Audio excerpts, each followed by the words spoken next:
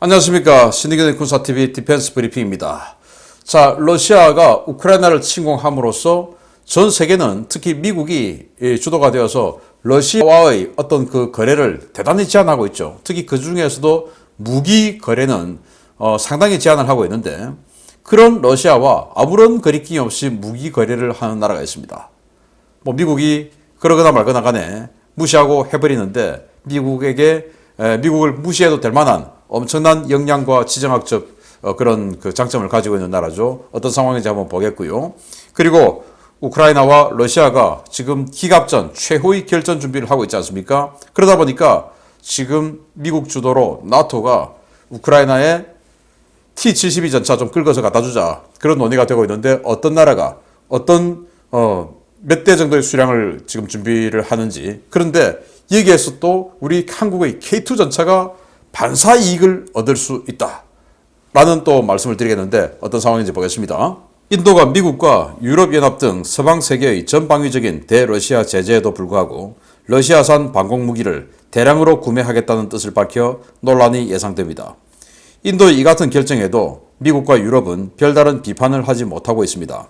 인도 국방부가 노후화된 방공 전력을 현대화하기 위한 노력의 일환으로 최근 긴급 조달 사업을 통해 러시아에서 신형 보병 휴대용 지대공 미사일 도입을 했으며, 해당 미사일의 추가 대량 도입을 진행 중이라고 더 힌두가 현지 시각 4월 2일 보도했습니다.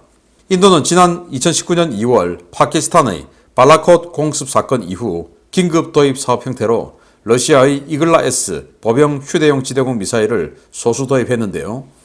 2020년 12월 도입 계약 체결 후에 2021년 12월까지 도입된 장비 수량은 발사대 24기와 미사일 216발 규모입니다. 인도가 도입한 이글라-S는 북한군도 사용 중인 SA-18 이글라의 최신 개량형으로 SA-24 그린치라는 새로운 나토 코드가 부여되었으며, 지난해 9월 러시아와 중국의 연합훈련에서 중국제 TY-300D 고속 무인 표적기를 격추해 화제가 된 신형 미사일입니다. 인도는 서방 세계의 러시아 제재에도 불구하고 발사기 258기, 미사일 5,000발 이상을 도입하는 14억 7천만 달러 규모의 추가 계약을 위해 러시아와 협상을 진행하고 있는데요. 미국과 유럽은 이에 대해 별다른 입장을 내놓지 않고 있습니다. 이는 중국과 러시아라는 적과 맞서 싸우는 데 있어 캐스팅 보트로서의 인도의 위상을 보여주는 사례가 아닐 수 없는데요. 인도의 이 같은 행보가 향후 쿼드 이론으로서 서방 세계와의 전략적 협력에 균열을 일으키는 것이 아니냐라는 우려도 제기되고 있습니다. 이글라 초계형 우리나라도 뭐 한때 좀 썼었고, 그리고 이 북한도 쓰고 있고, 그런 건데, 그 이글라가 SA-18, 그 이글라를 대폭 개량한 SA-24가 바로 이겁니다. 그런데 지금 스팅어가 우크라이나에서 어마어마하게 데이트를 치고 있죠. 그러나 스팅어도 사실은 냉전 시대의 유물 아니겠습니까? 그리고 그 워낙 오래되고 했기 때문에 지금 뭐 이 스팅어를 만드는 레이시온조차도 그거 라인 다 닫아버리고 생산 안 하는 아주 오래된 건데, 지금 완전히 각광받고, 야, 보병 휴대용 미사일 이거 진짜 좋구나. 그런데 뭐 사거리 해봐야 2.5km, 3km, 고도 해봐야 2km 뭐 이러는데, 이건 사거리가 6km, 그리고 고도가 3.5km. 대단하죠. 보병이 어깨에 이렇게 걸치는 맨패즈, 이런 미사일로서는 굉장히 긴 사거리, 굉장히 높은 사정 고도를 가지고 있는 그런 미사일이에요.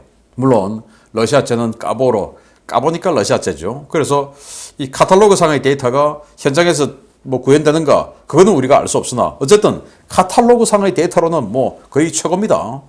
그래서 지금 이거하고 경쟁하고 있는 모델이 미스트랄 프랑스제죠. 그리고 뭐 NVDA에서 만든 것들 뭐 이제 이런 식으로 있는데, 이게 인도 이 사업에서 거의 이 14억 7천만 달러의 낙찰을 받았는데, 다른 모델들은 NVDA와 사브에서 제시한 모델들은 거의 2배 가까운 그런 가격을 제시를 했어요. 유럽차가 비싸지 않습니까? 그러다 보니까 뭐 그것들은 무게도 무겁고 어깨에 걸치고 쏠 수도 없고 삼각대 설치하고 차량에 거치하고 뭐 이렇게 돼야 되는데, 이건 그야말로 보병 휴대용이니까 이게 좋아. 가격도 싸.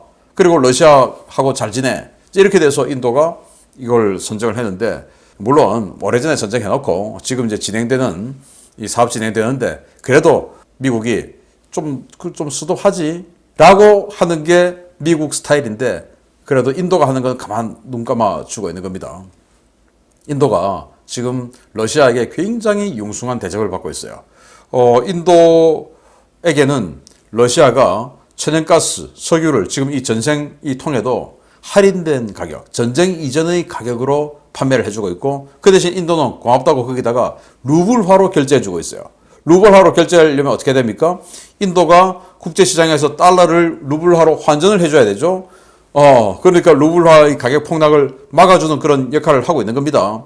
그렇게 해주고 있고 또 우크라이나가 기초과학이 발전해 있기 때문에 인도 유학생들이 우크라이나에 많이 가 있다라고 하네요. 그래서 그 우크라이나에 가 있는 인도 유학생들 안전해야 되니까 모디 총리가 푸틴에게 전화해서 우리 유학생들 좀 안전하게 데리고 가야 되는데 이러니까 아유 뭐 당연히 서비스 해줘야지 해서 이 전국에 있는 우크라이나 전국에 있는 인도 유학생들 다 이렇게 안전하게 또 찾아서 모셔놓고 그걸 이제 인도에서 비행기 보내주니까 그 비행기를 러시아 전투기가 호위까지 해주는 이런 서비스까지 해줍니다. 그렇게 해서 인도는 지금 쿼드, 즉 중국이라고 하는 최대의 적을 상대해야 하는 미국이 만든 레짐 쿼드, 그 쿼드의 일원으로서 또 미국과 지금 나토와 싸우고 있는 뭐 싸우는 건 마찬가지죠. 그 러시아와도 또 한 다리 걸치고 있는 이런 인도. 그래서 중국을 상대해야 되는 쿼드의 일원이기 때문에 미국이 인도에게 함부로 하지 못하죠.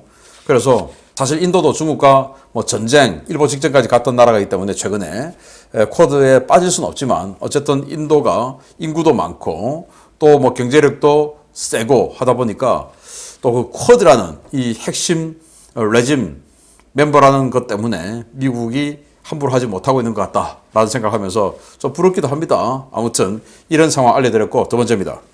우크라이나와 러시아가 북부와 동부 전선을 정리하고 돈바스 전선에 집중하기 위해 남아있는 모든 전력을 최대한 끌어모으고 있는 가운데 나토가 우크라이나에 대한 대규모 기갑 장비 지원을 추진하고 나섰습니다.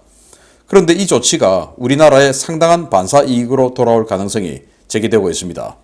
미국이 나토 동맹국들과 협조해서 곧 우크라이나에 소련제 전차를 대량으로 공급할 것이라고 뉴욕타임스가 바이든 행정부 고위 관료를 인용해서 현지 시각 4월 2일 보도했었습니다.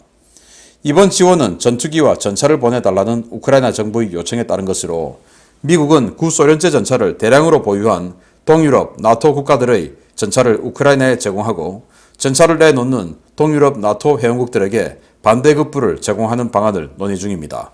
가장 먼저 거론되는 나라는 폴란드입니다. 폴란드는 긴급 도입 형식으로 M1A2 전차 250대를 도입하는데 이에 따라 T-72M1 계열 382대 가운데 일부의 우크라이나 지원이 거론되고 있습니다. 같은 T-72M1 130여 대를 예비 물자로 치장 중인 헝가리, 250여 대의 T-72M1 전차를 치장 중인 불가리아, T-72M1 66대를 치장 중인 체코 등도 전차 제공 가능국으로 거론되고 있습니다. 이 가운데 체코는 이미 BMP-1 보병 전투장갑차 58대 제공을 결정했고 현재 치장 중인 전차 제공을 가장 적극적으로 검토하고 있는 국가인데요. 폴란드와 체코 등 우크라이나 지원에 적극적인 국가들이 전차 제공에 나설 경우에 우크라이나는 200에서 300대 규모의 T-72 계열 전차를 얻을 수 있을 것으로 보입니다. 주목할 만한 것은 나토가 이번 일을 계기로 동유럽 국가들에게 구소련제 전차를 나토 표준 전차로 교체할 것을 권고하고 있다는 것인데요. 동유럽에서의 신형 전차 소요 증가에 따라 한동안 정체되었던 폴란드의 K2PL 사업을 비롯해 동유럽 각국의 K2 전차 구입 문의가 늘어날 것으로 기대됩니다. 자, 뉴욕타임스 보도가 나왔기 때문에 우리 언론에도 이 내용은 쫙 나왔어요. 그러나 어떤 나라가 어느 정도 수량의 전차를 가지고 있다. 이제 제가 그게 궁금했었고, 제가 궁금하니까 당연히 여러분들도 궁금했을 테고, 그래서 제가 이렇게 알려드립니다. 자, 그런데 이 폴란드가 가장 많은 전차를 가지고 있는데, 폴란드는 일단 250대의 M1A2 전차를 긴급 물량 도입했죠. 그러니까 그 250대가 들어오면 빠져나가는 전차가 있습니다. 그게 T-70입니다. 그걸 이제 갖다 줄 수 있는 것이고, 그래서 미국 입장에서는 폴란드 전차를 뺏어 갖다 주면 반대급부 없이 바로 그냥 해결될 수 있는 그런 물량이 되겠고, 또 체코가 이번 전쟁에서 굉장히 적극적으로 우크라이나를 도와주고 있어요. 이미 BMP-1 장갑차를 58대나 보내주는 이런 그 결정을 했기 때문에 체코도 줄 것이다. 그런데 헝가리도 제법 많은 전차 한 130여 대의 T-72 치장물자를 가지고 있는데 근데 헝가리는 그 대통령이 친러주의자예요. 그래서 헝가리가 여기에 적극적으로 나서줄지 그건 조금 미지수고 아무튼 이런 식으로 체코와 폴란드가 나서준다 하더라도 최소 200 또는 300대가 우크라이나에 전달되지 않을까라고 생각이 되고 그러면은 우크라이나는 이 도네츠크 지역, 하르키우 남쪽 이 지역에서 아마 러시아와 우크라이나가 국가의 명운을 건 또 이 전쟁의 향방을 결정할 수 있는 대규모 기갑전이 벌어질 텐데 여기에 상당한 힘이 될 것이다 라고 생각이 됩니다. 자, 그런데 폴란드가 K2PL, 우리 한국의 K2 전차를 라이센스 도입하려고 했죠. 그래서 K2 전차 더 덩치 키우고 그런데 갑자기 미국이 M1A2 전차 끼어드는 바람에 우리 K2PL 사업이 조금 스탑되어 있는데 이 사업까지 들어가면 우리 K2PL이 확 탄력을 받게 될 가능성이 크고 그 K2PL 사업이 600에서 800대 정도의 엄청난 사업이죠. 그러면 옆에 있는 체코, 또 뭐 헝가리, 불가리아 이런 나라들 다 T-72 가지고 있는 나라들이 어차피 앞으로는 궁극적으로 나토 표준 120mm 탄을 사용하는 그 전차로 바꿔야 되는데 이번에 보셨다시피 군수지원 안 되면 안 되죠. 그래서 같은 동맹국끼리는 당연히 같은 호환되는 무기를 써야 되는 겁니다. 지금 뭐 이 나토의 주력 멤버들은 전부 120mm 탄을 쓰는데 이 지금 뭐 후발주자들 동구권에서 들어온 후발주자들이 125mm 러시안 탄을 쓴다? 근데 전쟁을 같이 한 연합군으로서 후속 군수지원을 밀어줘야 되는데 못 밀어주지 않습니까?